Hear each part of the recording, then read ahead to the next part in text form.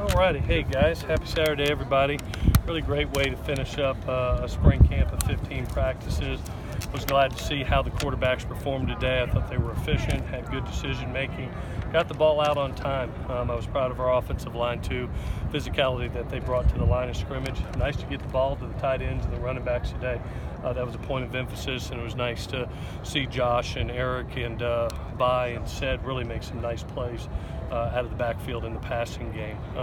Came out injury-free, 15 practices. Thank you for all the prayers. I appreciate that. And with that, I'll take any questions. Notwithstanding, you kept it vanilla with the rollouts and all that. Mm-hmm. That looks pretty good with your athletes that you got putting pressure on. No, it was a very simple game plan today to be the most effective we can. You know, as you go through camp, you're trying to get the whole Bible on film to be able to, for the kids to understand what's going on. And then when you get to a day like today, or you get to a game, you dwindle it down to a simple Simon package to be able to perform at your best. And the quarterbacks did a nice job of the runners ran the ball very well. The play action game looked good, and quick game looked good. And at the end of the day, it was a very productive day. And you know, these Saturdays, that every time we get to put the quarterback in live situations with action around them and see how they perform, that's just more experience for them. So good day. Did that what today looked like? Maybe is the way this team's going to look. I would believe, you know, T believes in being simple, Simon, and letting his kids perform, lean on our strengths, and you know, today of having the ability to run the ball and play action off of it is something that we've been known for. So we look forward to continuing. Between practice 1 and 15, can you tell us where each quarterback maybe improved the most? I think both just improved the most in decision making and accuracy, to be honest with you, especially down the field. I thought early on we were overthrowing some balls and not allowing our wide receivers to have opportunities to make plays. And they're really talented if they can touch it. And they did a tremendous job over 15 practices of making great decision making, as you saw today. No really forced balls anywhere, and then also just the accuracy part of giving our wideouts a chance to make plays. That's probably their biggest improvement for both kids. How comfortable do you feel with where they're at now, knowing you do only have 25 practices until the season? Yeah, we've got a lot of work to do, and it's not only going to be those 25 practices. Like we'll be visiting with every player next week and sitting them down. And really, for these two quarterbacks, it's also going to be about the summer. It's going to be about our player run practices. You know, we'll have 13 of those over the summer that the kids will have an opportunity to go out there and work on their own and learn on their own. And those kids hopefully will take those experiences along with training camp to even improve it.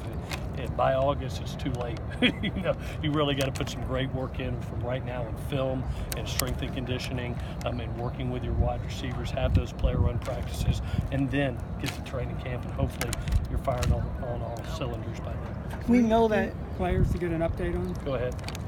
Dominic Davis, we haven't seen Dominic Davis, Randall Grimes. Yeah.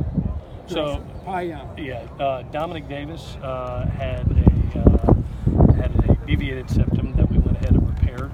Nothing that will hold him out. He should be back for June.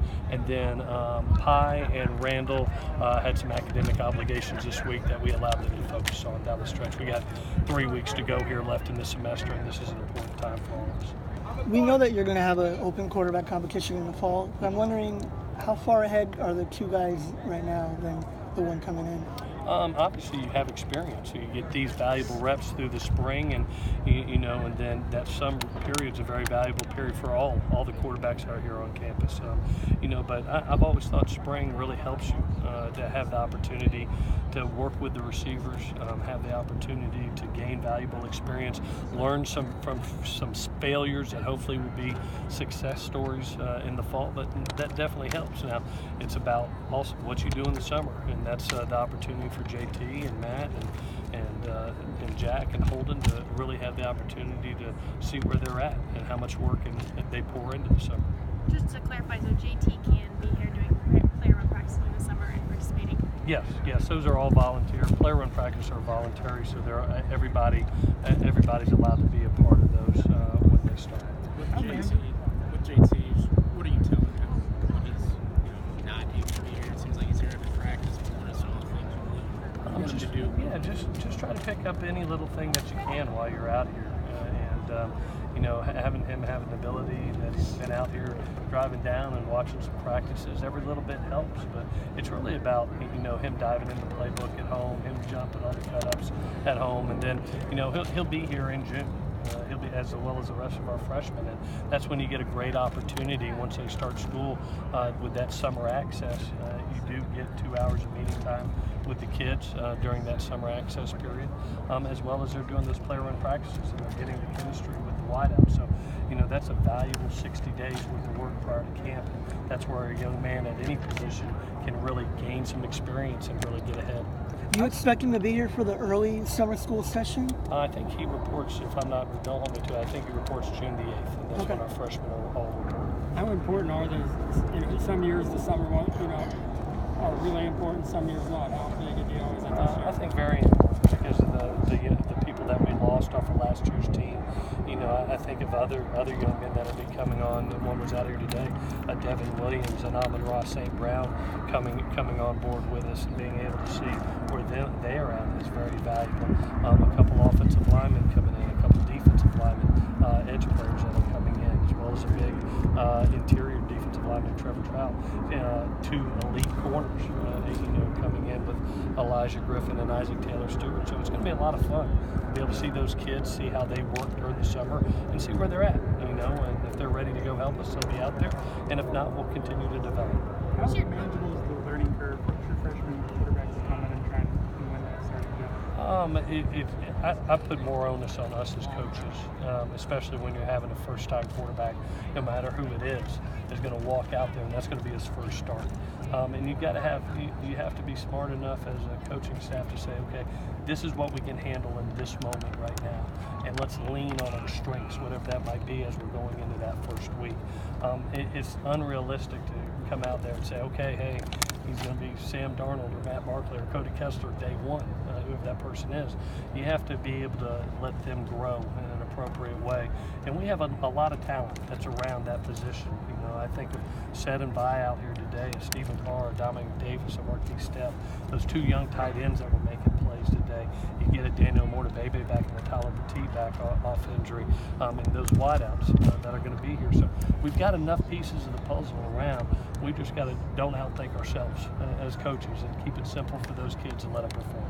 Your team as a whole, where do you think, are they about where you thought they'd be now at the end of spring? I think we're ahead of the game defensively. I'll be honest with you. I was so impressed with them being the 3rd year in the system, the maturity. But really, I think about those kids that have come back, like a Porter, like a Amon, like a Cam, and a J.N.A., a Marvell Tell, a Chuma Adoga, a Toa. They're so serious about their business right now, about not only helping themselves, but helping their team. I mean, by far, each one of them, I can say this is the best camp they've had since they've been here. And usually, sometimes, you know, as a young person and an established person, sometimes you get comfortable.